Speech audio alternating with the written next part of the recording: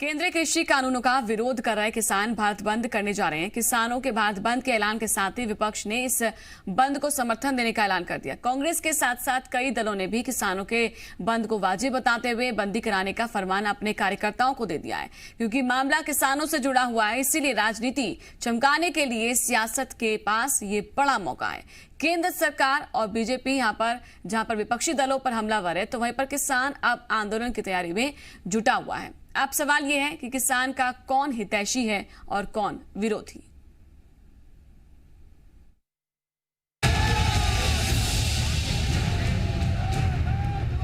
केंद्र सरकार के नए कृषि कानूनों को काले कानून बताकर दिल्ली को घेरे बैठे किसानों ने अब भारत बंद का ऐलान कर दिया है।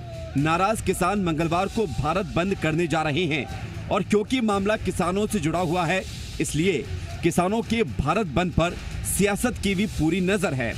एक तरफ जहां दिल्ली के सीएम अरविंद केजरीवाल आंदोलनकारी किसानों को समर्थन देने पहुंचे, तो वहीं दूसरी तरफ समाजवादी पार्टी के अध्यक्ष और यूपी के पूर्व सीएम अखिलेश यादव ने भी किसानों को समर्थन दिया। मगर किसानों के इस आंदोलन को कांग्रेस सबसे बड़े मौके के तौर पर भुनाने की कोशिश कर रही है। यही वजह है कि बीजेपी ने किसानों के आंदोलन को समर्थन देने वाले विपक्ष को जमकर निशाने पर लिया है। ये देखिए, 2013 में उन्होंने अपने सारे मुख्यमंत्रियों की बैठक बुलाई थी यूपी की सरकार ने, और उसमें क्या था? Farmers can sell directly in Congress rule states.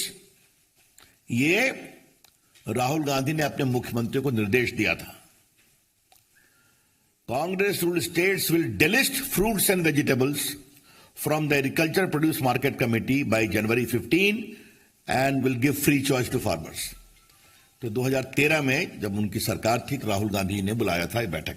ये आपकी जानकारी में रहना बहुत जरूरी है। बीजेपी कांग्रेस को कोस रही है, तो दिल्ली से लेकर भोपाल तक और भोपाल से लेकर रायपुर तक कांग्रेस ने किसानों के भारत बंद का समर्थन किया है।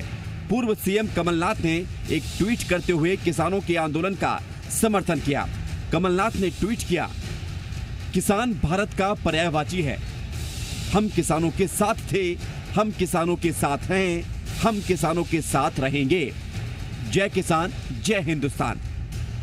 देश के सबसे बड़े वोट बैंक को साधने की कोशिश करती कांग्रेस को सरकार ने भी जवाब दिया है। ये किसानों के हित का कानून है, लेकिन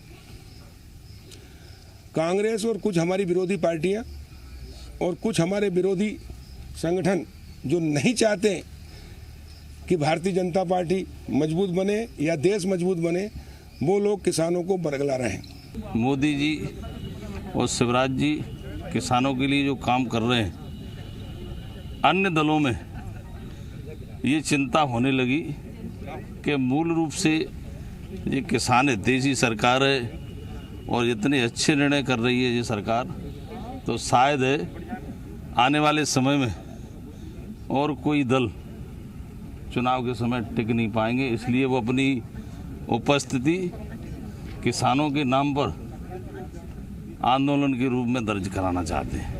एमपी में किसानों पर सियासी घमासान मचा हुआ है, तो प्रदेश में कई जगह किसान कृषि कानूनों के खिलाफ प्रदर्शन कर रहे हैं।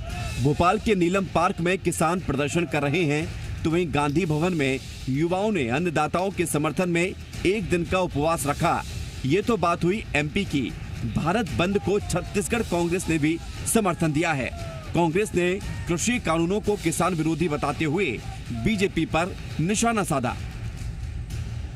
कांग्रेस के सभी कार्यकर्ता, मोर्चा संगठनों, प्रकोष्ठों, विभागों के लोगों को यह दायित्व प्रदेश कांग्रेस अध्यक्ष मोहन मरकाम द्वारा दिया गया है।